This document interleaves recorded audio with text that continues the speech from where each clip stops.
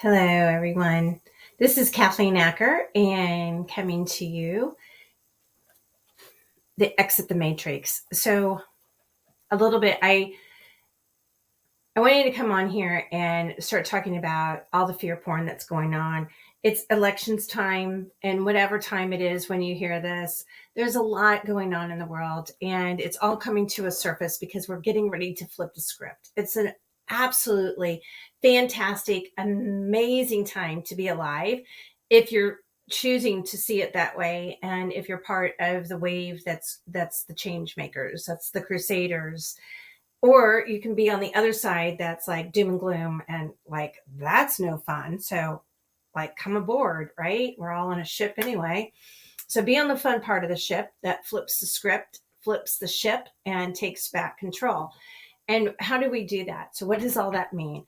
So back in 21, I started working for Pfizer in 2020. I started noticing some weird things before the world got shut down, like, 50% population reduction charts in their trainings and stuff like that, and started questioning things. And then, the world got crazy and shut down, and we were all seeing like a box, like a black box. We were all seeing doom and gloom because there are marketing agreements in place. Maybe I've seen them.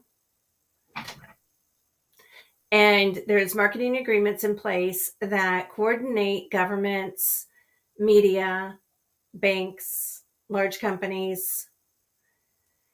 Oh, and the three-letter agencies or four-letter agencies, some. And they all get together and they have a powwow and they say, hey, how can we write a script so it's coordinated globally to put fear porn into everyone? And kudos to them. They did a fabulous job.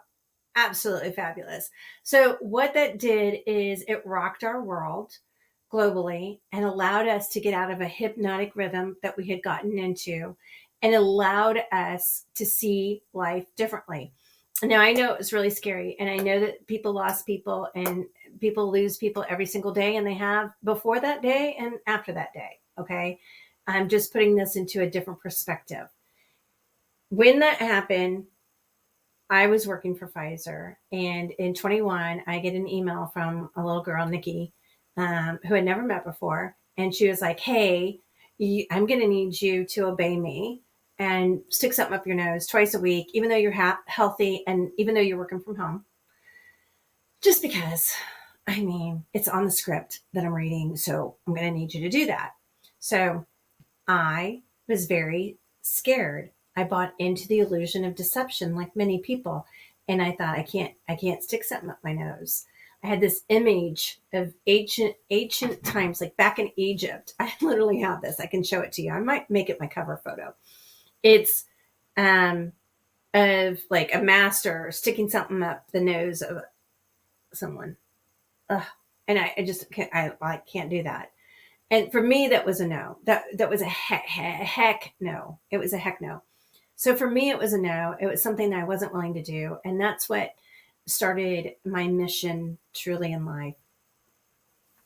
As a little girl, I always questioned the existence of God and creator, and questioned a lot. And my dad encouraged me to question. He encouraged me to be curious. He encouraged me to know that no man is greater than I, that we are all equal unless they have a title. And when they have a title, be it president, governor, um, whatever, coach, they are in that title lesser than you. They are there only to serve you. They are your servant.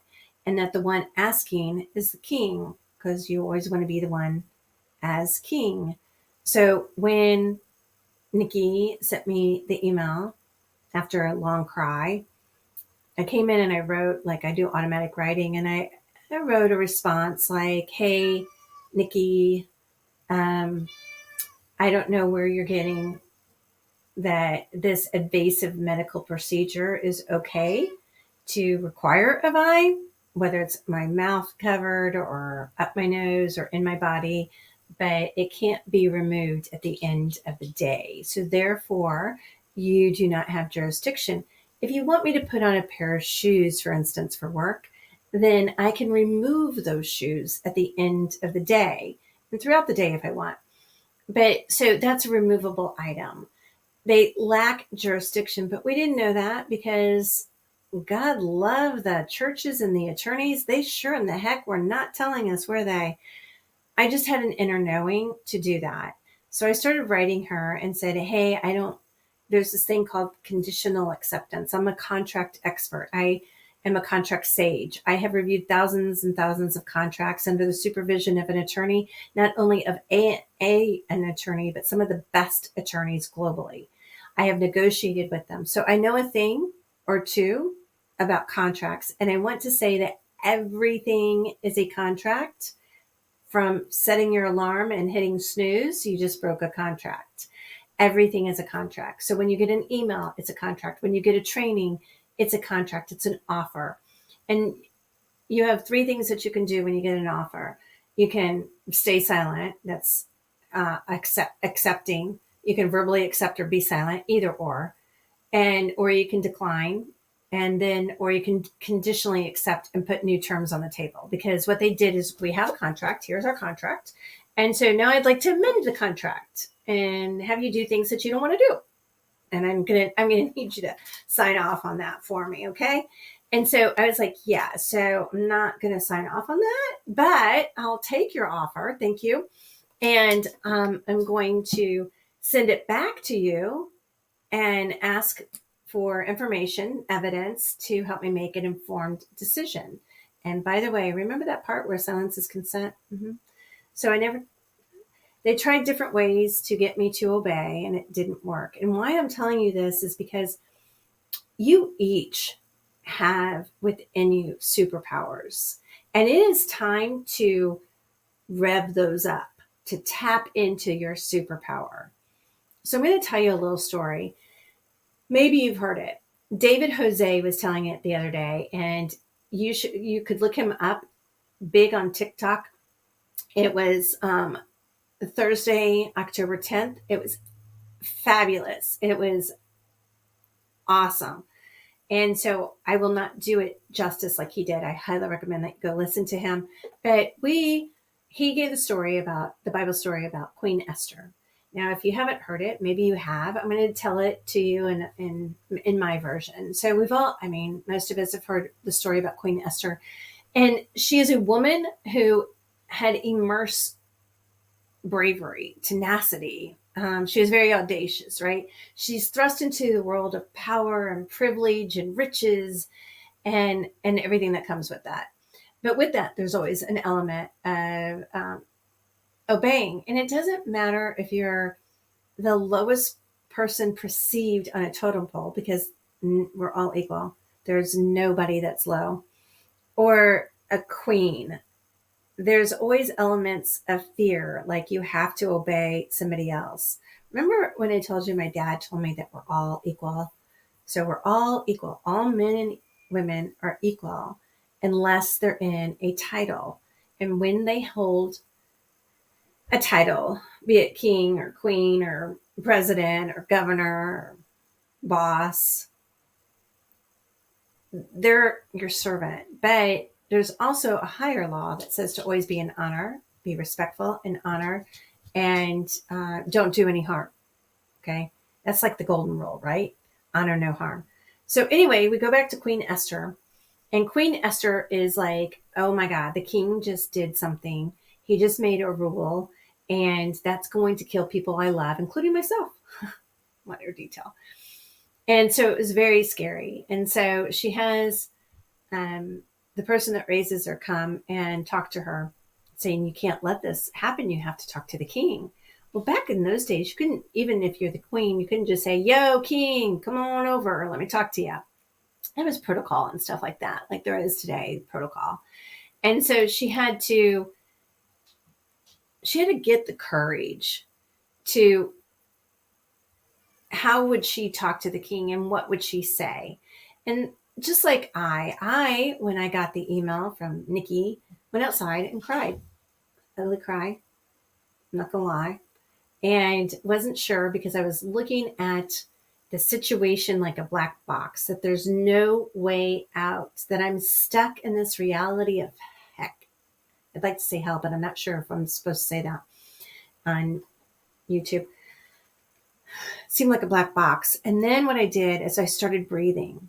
Breathing really helps you to see things from a different perspective, to see that there's all kinds of layers with opportunities, and there's even different angles within that to see something. So it's not necessarily a black box. And what I did is I asked for help, because in the Bible it says, ask and you shall receive. So I want you to think of this situation. I'm going to get back to Esther in a minute. Say, okay, I'm a mom, and I am, and my son says, I don't want you to help me. Okay, I got this. And so he's playing sports, and there's a bully that comes up. And what did he ask me? If I ask you for help, then help me. But if you don't, then don't help me. Okay, so Creator, God, whatever you want to call it, has said, ask and you shall receive. Ask and you shall receive. But if you don't ask, I'm not coming in. Okay, I'm going to let you handle it because you're telling me you got it. Whether you're silent, whether you're just like going through and seeing everything from one-sided, and you're living in misery and sadness and fear and all that, you know, and you're not choosing to breathe and see it differently and maybe from different angles. I'm not coming in unless you ask. So I see a bully bullying my son, and I'm like, God, I really, really want to step in, but he hasn't asked me. And I'm like, yo, I'm right here. Do you need help? He's silent. Oh, that's so hard because I really want to jump in there and plaster that bully, right? Of course, with kindness and love. And anyway, so when my son asks for me to come in, then I can step in. And normally the bully will run or bow down when a perceived authority comes in, a perceived situation happens. So you got Esther here, and she's scared, right? She's in the castle. You know, I am good to go. I got my Mercedes. I got my like elite going on. I got the jewels. I got the crown. Life's pretty good. Why would I want to ruffle that up? Okay. So it's just like anybody in any situation. Hey, I have this perceived situation that looks comfy, but somebody's going to hurt all the people that I love. Do I obey them and allow that to happen? Could even be me that dies. Or do I stand up and speak up and say something? And if I was going to do that, how can I do it in the most delightful way so that my message would get across and for what it's supposed to? So in other words, you wouldn't come from anger because it's not going to be heard correctly. And you wouldn't want to come from fear, so you'd have to work through that fear. So that's what Esther does, right? She takes some time, she ponders on it for a moment or two or five, and then she comes up with a way for her to speak to the king and ask him to come to dinner along with this bully. We'll just call him a bully. Do you have a bully in your life? Have you had a bully in your life? Did you have a bully in your life when all the stuff was going down and people were scared and they were like, you must obey? In fact, I had people that didn't come to my cookie party because I didn't obey, and they had a perceived fear because they didn't have faith. They might have preached that they had faith, but they didn't have faith like I had faith. And that's okay. I mean, it's okay because my experiences have led me to that. And my experiences have definitely led me to that moment in time on purpose. And I just want to say that you have a superpower. You're here listening to this right now because you have a superpower, and we are going to awaken that. Not necessarily in this call, who knows, but most likely you're going to start hearing things and doing things. You already know you got a superpower. You know, you just want to know how to tap into it. I help people tap into their superpower and to see life differently. So today we're going to go back to Esther. She's facing the king. You're facing somebody. It's a fear. Maybe it's doubt. Maybe it's limitation. Maybe it's a bully. Maybe it's a spouse. Maybe it's something like that. Okay. I don't know who it is, but the fear that you're standing up against is sometimes people are like, oh, if this other party gets in, as if they're separate, if this other party gets in, all this bad stuff's going to happen. or this agency that I'd never heard of before, WEF, or who are you? Who, is going to do something horrendous. But we have to remember an agency and a company are literally soulless. They don't even exist. Only men and women do. So men and women are running that, and under the skies of the company, right? And so we're going to talk to men and women. And so Esther was going to talk to the king, right? And so you're going to talk to whoever it is, the illusion of deception that you're facing. Remember in Wizard of Oz when they're scared of the wizard because there's an illusion that he's big and it's this mysterious thing and it looks scary. I mean, I remember as a little girl, I thought, whoa, that's scary. And then Toto goes over, bebops over, pulls back the veil. I was like, look, it's an ugly little guy, kind of like Klaus Schwab or somebody, some tiny little powerless little guy, except for the power that somebody might give him. And they were giving him power, right? They were giving the guy behind the curtain power. And he didn't really have power. He needed their power to have that authority over them, just like Nikki needed my power to have authority over me and I didn't give it. And just like any bully needs your power. And so when you stop seeing things one-sided and start seeing the different layers and different aspects, that's what Esther did. And so she came up with a plan to talk to the king and the bully.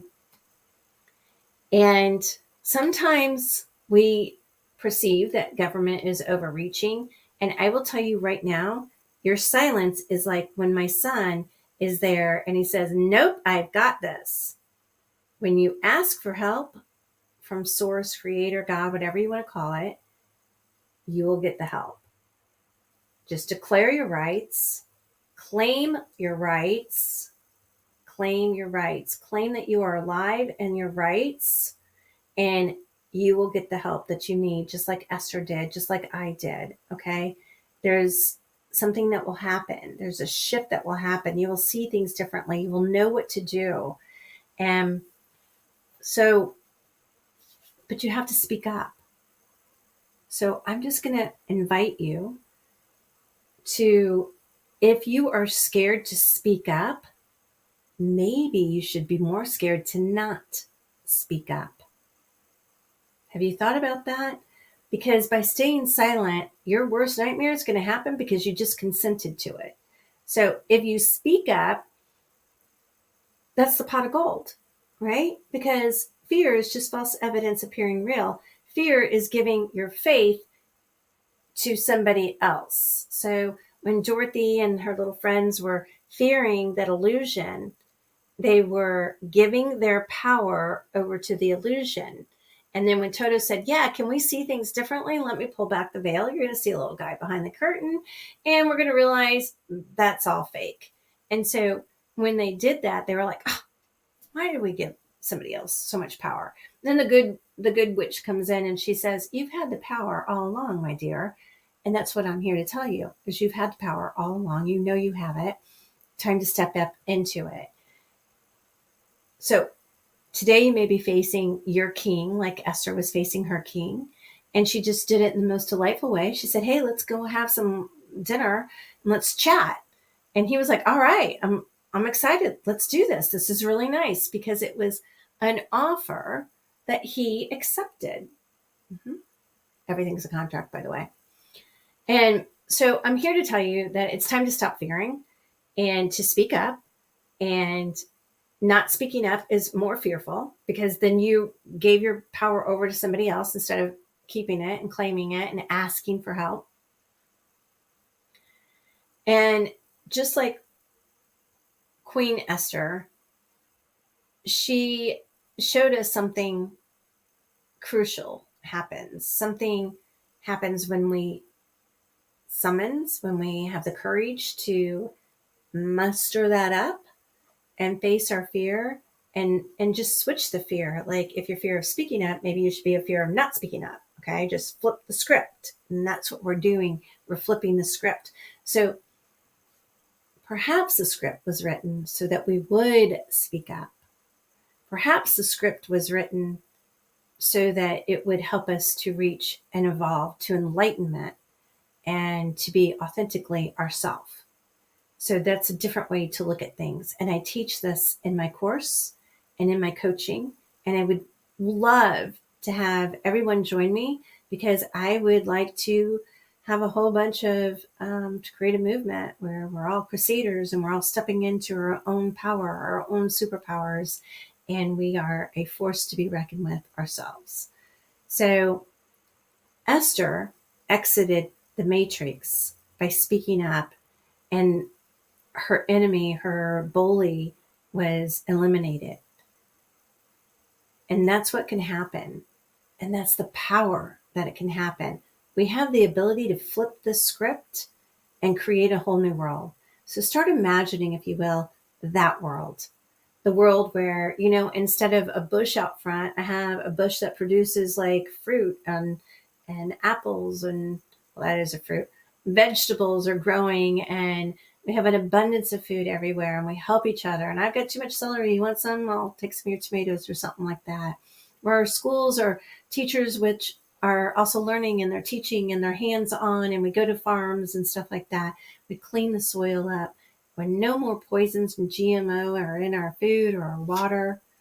And we hold those men and women that are in positions, whether it's government or corporations or agencies, we hold the men and women accountable. And so we require them and remind them that they have a duty to bring wrath on evildoers and to reward those who do good. So let's start rewarding ourselves and do good and claim our rights. Like, how do I claim my rights? I like to do this in videos, especially like this. I invoke the laws of nature, and nature is God. I declare and claim I am alive, and I claim my rights, all my rights. I give up none. I waive none ever. And I revoke evil and evildoers, and I terminate and revoke any and all contracts that don't serve my highest, greatest good. So that's how you can do it. It's real simple. It's game. It's a game. It's a game to play. So we're going to flip the script, take control, claim our rights, and learn to see things, life differently, and play the game of life full on. So I hope that you'll join me, whether it's liking and sharing this video. That would be awesome. I would appreciate it. But the time has come for us to exit the matrix, and this is just like the beginning of it. And it's so exciting when you choose to see it that way. So it's so exciting, and you have the power within you, my dear, to be the change you desire to see. So the stakes are high. The rewards are grand, grander than you ever imagined. What if imagine that one. We'll ponder on that for part 2. So together, we are going to ignite this change, light it up, ignite it within ourselves. And we don't have to wait for others to give us the permission. You have the permission to stand in your own and to start speaking up. And for today, I have a course coming up. I would love for you to join it. I do coaching, and I Game of Life 101. You can find me on that. So like Esther, be brave, be tenacious, have some tenacity, and be the change for yourself, for your family, and for your community. Until next time, roll the dice and play the game of life. Thanks so much for joining me.